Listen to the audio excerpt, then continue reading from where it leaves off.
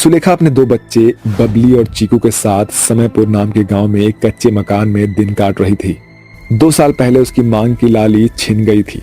ऐसे में सुलेखा ने जैसे जीने की आस ही खो दी हो, मगर एक माँ की जिम्मेदारियों ने उसे आंख मूंदने की इजाजत नहीं दी थी। सुबह का सूरज उगते ही वो झट से जाग जाती है। माँ, आप मेरे और बबली दीदी के लिए स्वेटर कब लाओगी? इस पतले बुशर्ट में स्कूल में बहुत ठंड लगती है। माँ, मास्टर जी ने मुझे भी स्वेटर पहनने को कहा है, वरना कल की तरह आज भी स्कूल से बाहर ही खड़ा होना पड़ेगा। सुलेखा अपने बच्चों के लिए बहुत कुछ करना चाहती थी, मगर शिक्षा के अभाव में उसे अपने बच्चों की भूख मिटाने के लिए ईंट की भट्टी में धकेल दिया था। जहाँ का मालिक रघुराम था, वो स्वभाव से बहुत ही सख्त था। वो गरीबों से बेहिसाब काम करवाता था और उनका आधा पैसा खुद ही खा जाता था। सुलेखा भी उन्हीं में से एक थी। बच्चों, तुम चिंता मत करो, मैं आज बाजार से तुम्हारे लिए स्वेटर खरीद लाऊंगी। बस आज का दिन काट लो। आज महीने का आखिरी दिन था। सुलेखा की आंखों में महीने भर का मेहनताना मिलने की आस बंधी थी। आओ आओ सुलेखा रानी, कहो तो तुम्हारे कदमों के आगे फूल बिछा दूं। माफ कर दो रघुराम भाई, जरा सी देरी हो गई, मगर आप चिंता मत करो, मैं अपने हिस्से की सभी ईंट बना लूंगी।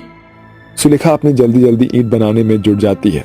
शाम ढलने पर रघुवीर सभी मजदूरों को पैसे बांट देता है। बच जाती है सिर्फ सुलेखा। भाई साहब, मुझे भी पैसे दे दीजिए। अरे जब मैं मजदूरी के पैसे दे रहा था तो सो रही थी क्या? अब मेरे जेब में एक ढेला भी नहीं है।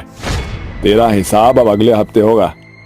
ये सुनकर सुलेखा कहती है, मुझ मजबूर माँ पर ऐसा गजब मत ढाओ। अगले 1 हफ्ते कैसे कटेगा? आज बनिए का लेखा नहीं दिया तो वो मुझे एक दाना नहीं देगा। मेरे बच्चे भूखे मर जाएंगे। मरते हैं तो मर जाए। सुलेखा टूटे मन से घर की ओर बढ़ने लगती है। माँ, आप आ गई? मुझे और चीकू को बहुत जोरों की भूख लगी है। कुछ बना दो, फिर हम बाजार जाएंगे। चीकू, बबली, हम बाजार नहीं जा सकते क्योंकि मेरे पास पैसे नहीं हैं। अपनी गरीब माँ को माफ कर दो बच्चों।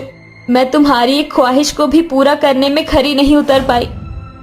कोई बात नहीं माँ, हमें स्वेटर नहीं चाहिए माँ, सच्ची। हाँ माँ, क्योंकि हम तो फौलाद की औलाद है। इस तरह चीकू की चिकनी चुपड़ी बातें सुलेखा का ध्यान खींच लेती है। क्या बनाओ? घर में सिर्फ ये छूछे चावल के दाने हैं। माँ, गीले चावल बना दो क्योंकि उसमें साग सब्जी की जरूरत नहीं पड़ेगी। सारे बर्तन तो टूट फूट चुके हैं, सिवाय किशोर के खरीदे इस कुकर को छोड़कर। सुलेखा जल्दी से चावल से भरा हुआ कुकर चूल्हे पर चढ़ा देती है। थोड़ी देर बाद वो बने हुए चावल अपने बच्चों को बराबर बांटकर परोस देती है। अरे वाह माँ, ये गीले चावल तो बहुत ही स्वादिष्ट बने थे।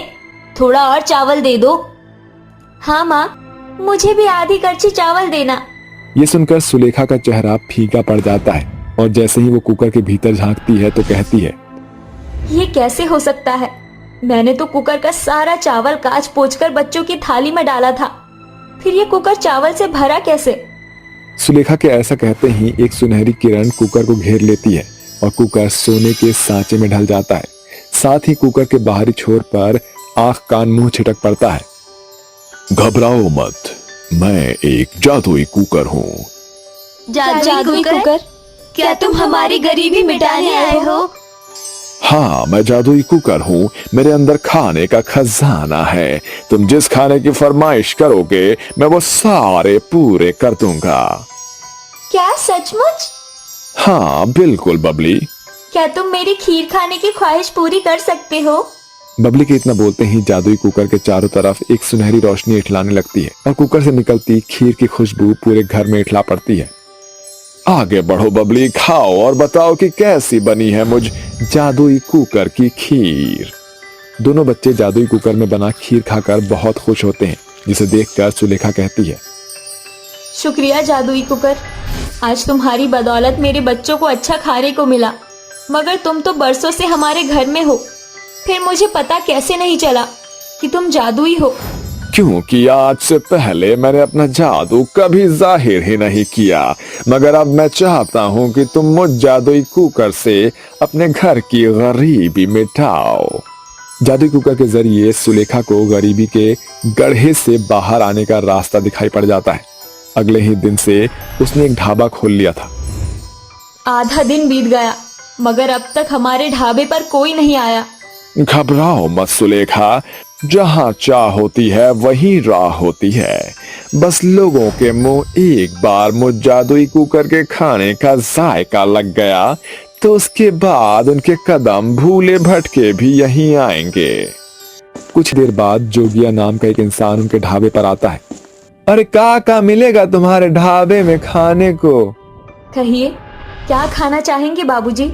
हमारे ढाबे पर आपको सब कुछ खाने को मिलेगा। ठीक है, तो जल्दी से कढ़ी चावल और एक तंदूरी नान और जो है भरवा भिंडी खिला दो। जी बाबूजी, बस अभी लाई।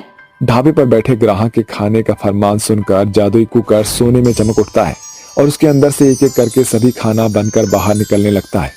शुक्रिया जादुई कुकर, तुमने कितनी जल्दी ये सारा खाना बना दिया। अरे मैं जादुई कुकर खाने खजाने का जलता हुआ चिराग हूँ जो 2 मिनट में खुशियां देती है। हाँ, जैसे ही ग्राहक जादुई कुकर में बने सभी खाने का स्वाद चखता है तो खुशी से झूमते हुए कहता है, क्या बात है, सचमुच ऐसा स्वादिष्ट खाना मैंने कभी नहीं खाया है। अब दिल खुश हो गया। अब जो है हमारा ढाबे पे आना जाना लगा ही रहेगा। हर एक दिन के साथ सुलेखा के ढाबे पर आने वाले लोगों की तादाद बढ़ने लगती है। जो भी जादुई कुकर के खाने का जायका चखता है वो उस ढाबे का दीवाना हो जाता है। सुलेखा के दिन बदलने लगते हैं। देखो माँ, हमारा ढाबा लोगों में भरा हुआ है। सभी को हमारे ढाबे का खाना पसंद आ रहा है। हाँ बबली बिटिया, ये सारा कमाल जादुई